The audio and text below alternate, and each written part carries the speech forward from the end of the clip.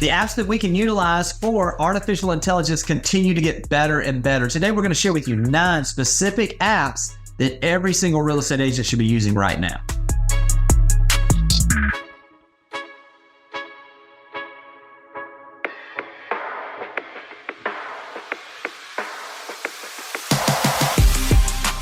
Welcome to Real Estate AI Flash, the podcast dedicated to real estate professionals to demystify AI and give you practical strategies that you can apply to your business today. I'm your co-host, Rajeev Sajak. And the other co-host, Jimmy Burgess, and we are excited for you to be a part of this. If you haven't had a chance yet, make sure you go out and that you subscribe to the podcast. Also, we would really appreciate if you could leave us a review. It helps us spread the message that as a real estate community, we are stronger together. Now let's get to this episode.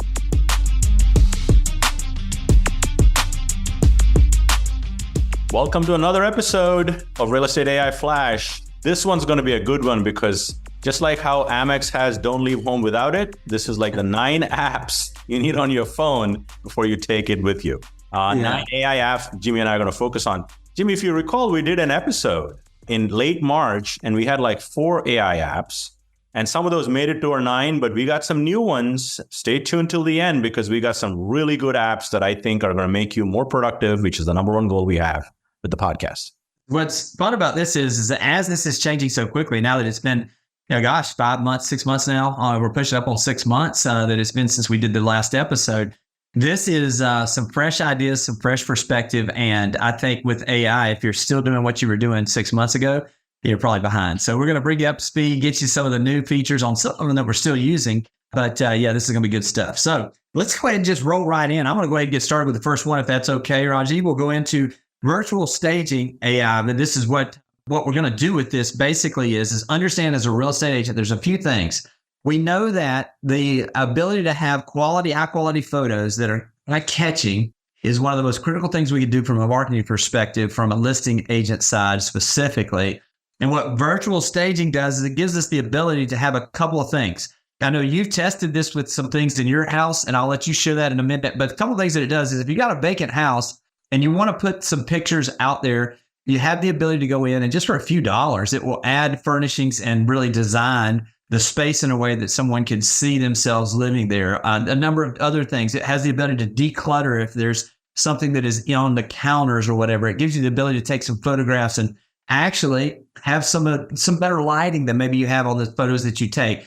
Rajeev, you want to give an example of what you did when you were testing this and then just kind of a way to just kind of see how powerful it is? Yeah, so I took a picture of my living room. My wife was there and I said, let's test this thing out. So I took a picture of the living room with furniture, the way our living room is constructed today. And I simply clicked a button saying, remove all furniture. And it completely removed the furniture. And my wife was sitting on the sofa. It even removed my wife, which was fascinating in itself.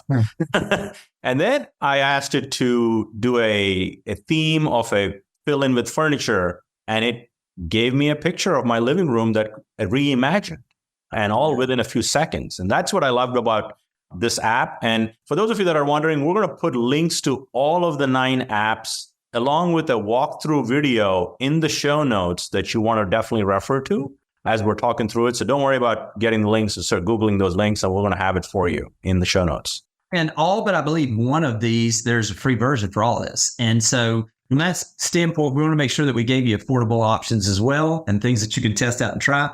So virtual staging is number one. Another one of these is you kind of use the word reimagined. It's a great way if you've got that house or that listing that has that one room. And if it's like, surely this room could be utilized in a better way.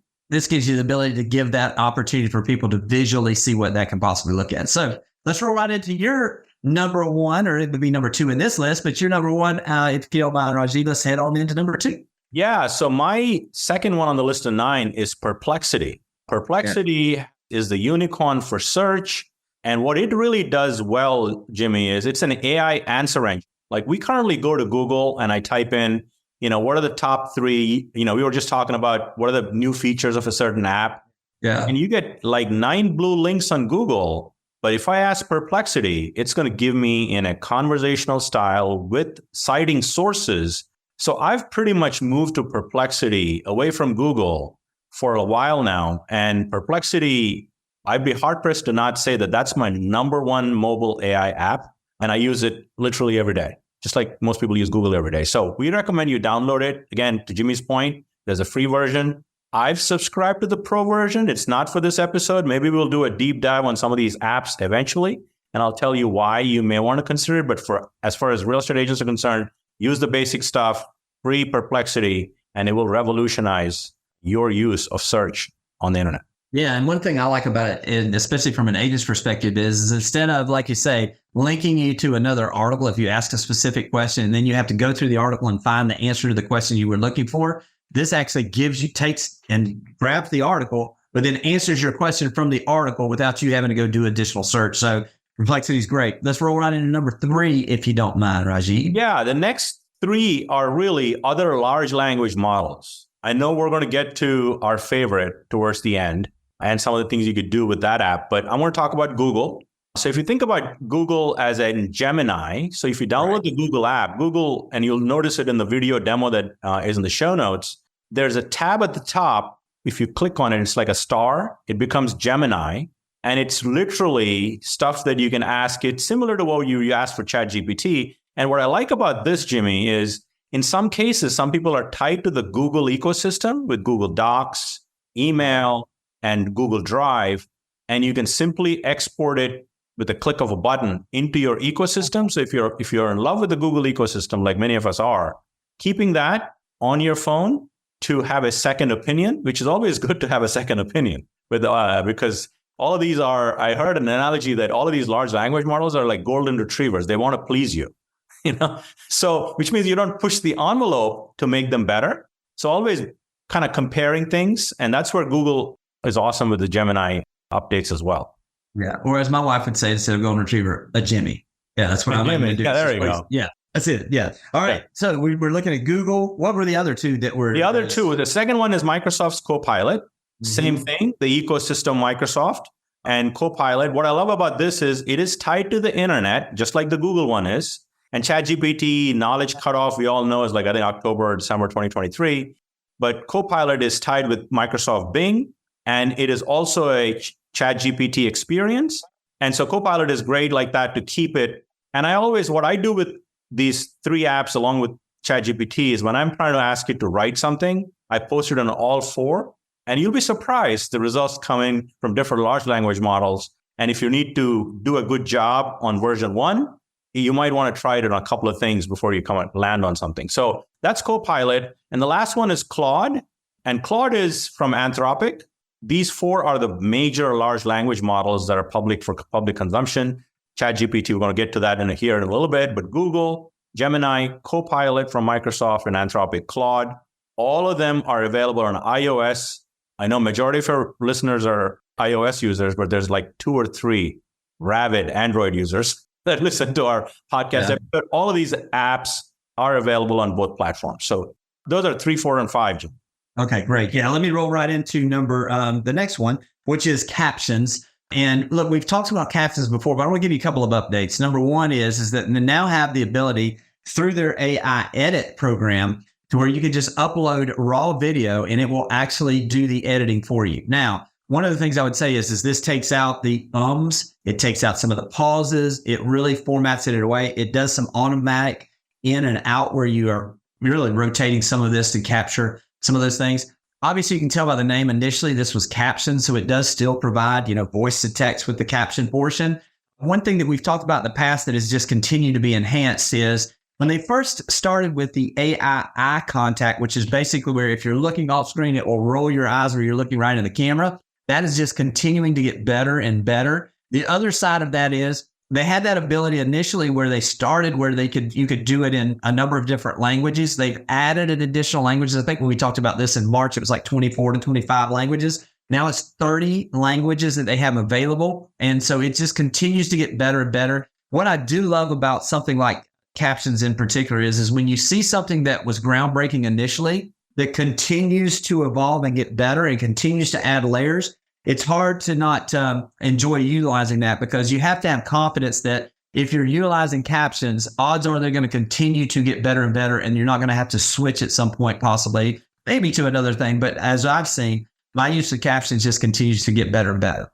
Yeah, for sure. And this is the only app on our list that's actually you pay for to really meaningfully take advantage of it. And it's like $99 a month, or if you get into video, $65 a year. Right. So it's less than, $7-8 a month kind of thing. Right. So it's definitely something that we recommend. So rolling right into 7, which is Canva. Now Canva, so today we're covering staging, we're covering creation, content creation, getting answers to your questions with Perplexity, and building design with Canva. And Canva is like the Google of design, right? It's just very popular. But Canva has introduced Magic Studio, which is fully driven by AI. Again, the free Canva version gives you enough to whet your appetite before you think of subscribing on all of these AI tools. Removing the background of a picture, blurring the background of a picture.